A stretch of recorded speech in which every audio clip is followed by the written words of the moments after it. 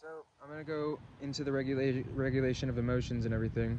So most of the negative emotions that we experience happen because of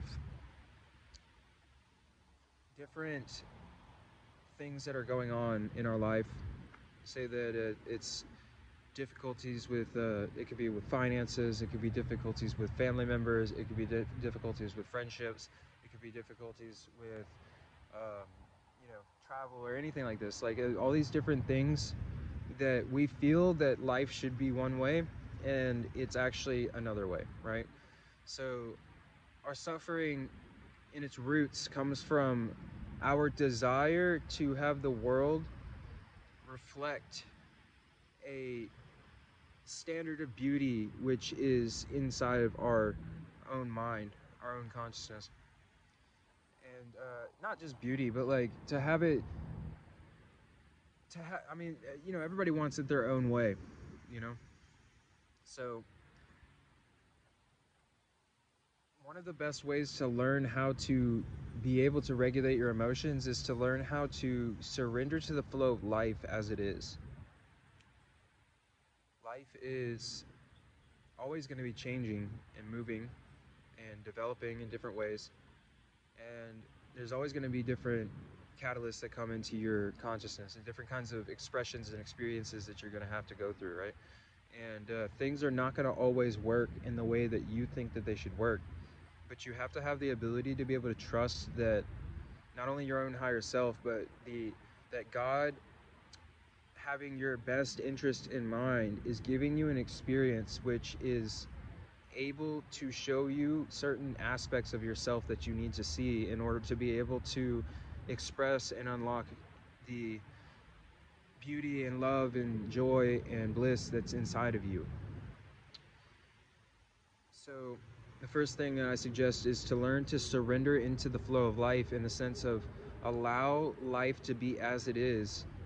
Even if things that are happening are not in the way that you think that they should be happening, try to find a way to allow yourself to accept the things as they are.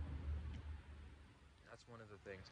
Because if you can allow yourself to just accept things as they are, then your suffering will start to fall away just in that moment, because it's like you're swimming against a river, and the river is going this way and you're trying to go this way and you're not getting anywhere. So if you just surrender to the river and allow it to take you where it is that it wants to go, then maybe it'll take you into a place that is better than what it is that you're at the moment too. Because if the river really truly wants to bring you into your own highest version of yourself, then surrendering to that and allowing it to take you there is the easiest option of being able to allow yourself to experience happiness. Happiness doesn't come from, like things going the way that you want them to go, and it doesn't come from gaining things and getting what you want in life.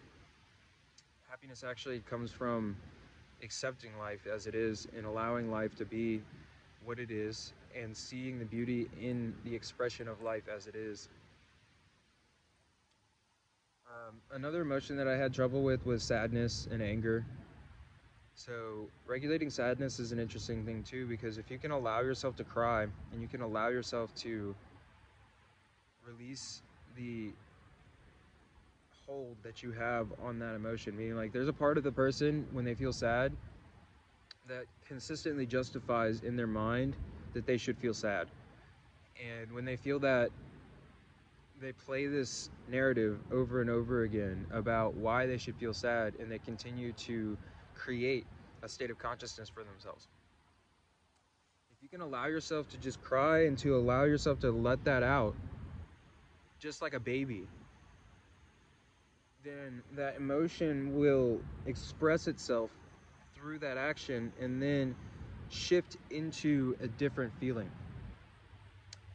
Once you can allow yourself to learn how to cry for God, to cry out to God, to love God through tears of joy, then any kind of tears that you have will start to automatically convert into that blissful feeling of loving God, because you'll be able to connect your conscious, like you basically will program your mind to, every time that tears come, you think about God, and then you think about God and you feel bliss. And then when the tears keep coming, they keep reminding you of God, and then it kind of just snowballs into this feeling of rising love and joy and gratitude inside yourself, because it's gratitude for being able to release negative emotions and for being filled with positive emotions.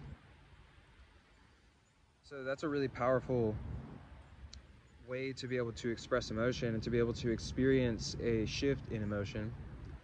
Anger comes from a desire for outcomes to be in the way that you want them to be, and then a feeling that, you know, sometimes people feel like the other people are doing them wrong, or they feel like things are not happening how they should, or they feel like life is against them, or any of these things. And I'll go into this later too, but about how life is being created from your own states of consciousness. So if you continue to think that life is against you, then you'll create the experience of life being against you over and over again.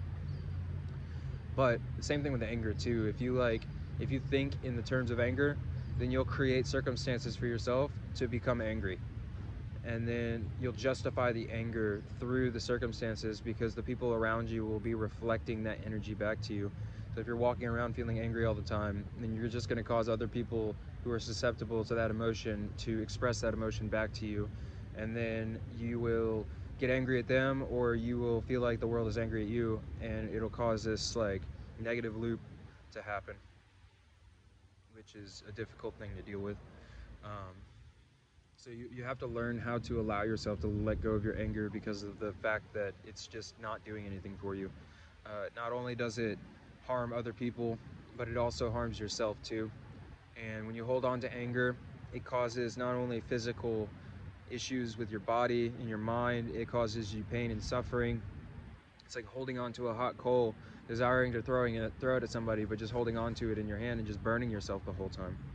It's pointless. It doesn't actually do anything for you, and it doesn't do anything for the people around you, and it doesn't do anything to change the circumstances or situation. So logically, you would realize that anger may have been a defense mechanism for a person, you know, throughout their evolution, but now that they understand the flow of life, the nature of life, how life is uplifting, and how life is helping you to move along in your evolutionary journey, anger kind of loses its hold on you, because you don't really feel that you need to manipulate life to be how you want it to be. You can allow life to be as it is, and you feel joy because of that. And then when other people do things to you, you may feel a feeling of anger come up inside of you, but when that feeling comes and you notice how uncomfortable and negative that feeling feels, you have the ability to be able to let it go and focus your attention onto something that will bring or uplift your state of consciousness. And then you'll be able to look at that situation from different eyes, and you'll be able to address the situation in a way that could actually help the situation, rather than just causing more turmoil or more like conflict in a situation. Obviously, techniques like breathing, other things like that would help. Also, learning how to take a deep breath, hold your breath for like 10 seconds, just sit, keep your attention on the third eye, just focus on the third eye. Allow the mind to play out its things, but don't give it any kind of attention, and just allow that energy to be present. And then that energy will shift its perspective. It'll shift its own energy. Like it'll be here and it'll be uncomfortable, but then when you allow that energy to be present, you don't need to express it, but you just feel it, then it'll rise and it'll turn into a different energy. And a lot of times anger will turn into a sense of sadness almost, because like you feel sorry for the person that you're upset with, or you feel sorry for yourself, or like all these things, and then that'll rise more into a feeling of gratitude for being able to release that feeling. And then that gratitude will bring you a sense of bliss, because it'll make you feel like you're able to release things that have been causing you suffering, and you'll feel very happy. and loving because of that, because that feeling of it, that release will bring you a sense of relief inside yourself.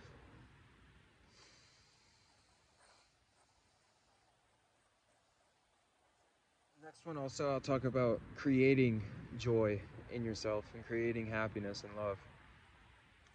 But for now, I think this is okay right now. I just wanted to kind of get this out a little bit. Um, I'll be making some more here in just a second, and I'll post them up for you guys. Guru Dev, thank you very much for watching. I love you all. I appreciate you. May God bless you all.